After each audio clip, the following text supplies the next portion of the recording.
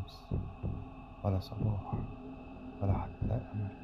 هنا البشر بشرتهم رمادي، الأطفال ما يعرفوش يعني إيه نهار. لو دخلت القرية دي مش هتخرج تاني، خلي بالكم.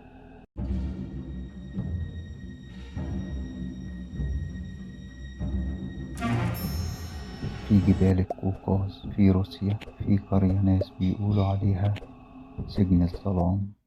مكان غريب مفيهوش شمس ولا حتى شوية نور.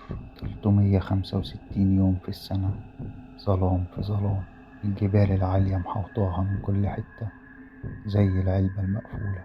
سكانها 150 فرد بس، عايشين في عالم اسود من ساعة ما اتولدوا. النهاردة هنخش معاهم ونعرف ايه اللي بيحصل للإنسان لما يفضل محبوس في الظلام. استعدوا للرحلة واشكروا ربنا على النعم اللي احنا عايشين فيها. أول ما تدخل القرية هتحس إنك نزلت تحت الأرض. الضوء الوحيد اللي هناك هو ضوء الشموع، حتى الكهرباء الحكومية بتقطع كل شوية. الناس بتصحى الساعة 12 الظهر عشان يشوفوا شبه نهار، اللي هو لون رمادي بسيط بيظهر بين الجبال والسحاب. الناس عندهم مرض غريب، بشرتهم بتكون لونها رمادي عشان مفيش فيتامين د. والعيال في المدرسة دايما بتكون دايخة وفاقدة التركيز ومش قادرة تذاكر ومعندهاش طاقة. حتى الديوك بتاعتهم بتصيح طول الوقت، مش عارفة تفرق بين الليل والنهار. الظروف دي قوت عندهم الحواس. الناس في الأسواق بيشتروا اللحمة بالشم بس، لأنهم مش قادرين يشوفوها، وبيحددوا سعرها من ريحة الدم. ولما حد بيموت بيدفنوه في ليل أسود. وبيقال إن مرة واحد غريب عن القرية جاب لهم كشاف كبير، ولما شغله الناس جريت ودخلت بيوتها وصرخت، و3 منهم فضلوا عميان من الصدمة. الظلام المستمر خلى سكان القرية يتغيروا من جوه. ذاكرتهم بقت أضعف، محدش فاكر امتى اتجوز ولا امتى اتولد. كل ذكرياتهم لونها اسود، وبالنسبة لهم مفيش شهور ولا سنين، كل يوم زي اللي قبله. ووصلوا لمرحلة الجنون. ناس كتير بتروح تحت الجبل تصفر لساعات كأنها بتكلم حاجة في الصخر. أسوأ حاجة إن مشاكلهم كلها بتتعلق بالظلام، وإن في مرة شاب قتل جاره علشان سرق منه شمعة.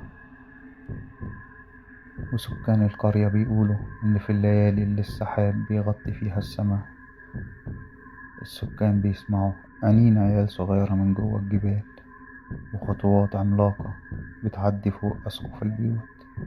وعندهم اعتقاد دايما إن هم مسجونين هنا بسبب ذنوب أجدادهم.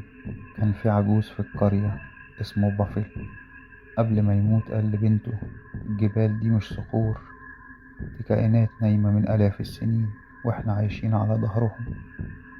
ومرة بنته حلفت إنها شافت عين حجرية في الجبال بتفتح وبتقفل. وفي السنة اللي فاتت 3 شباب من القرية قرروا إن هم يكسروا اللعنة. جمعوا فلوس واشتروا مراية ضخمة تعكس الشمس وركبوها على قمة الجبل، واستنوا الفرحة عشان يشوفوا الضوء مرة تانية.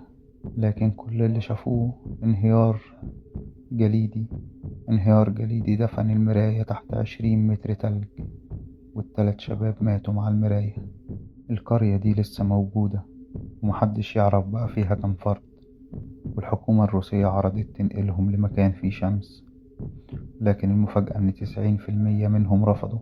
والحكومة الروسية في سنة 2023 سجلت القرية رسميا باسم منطقة الظلام الدائم. فلو انت اتحطيت هناك، هتقدر انك تتأقلم مع الظلام ولا هتهرب زي كتير من اللي هربوا؟ السؤال اللي مستني اجابته منكم في الكومنتات. هل الظلام اختيار ام عقاب؟ وهل القرية ديت حقيقية فعلا؟ ما تنسوش لو عجبكم المحتوى تدعمونا بلايك وكومنت وسبسكرايب، وتقولوا لنا عايزين نتكلم عن ايه في الحلقات الجاية. شكرا لكم.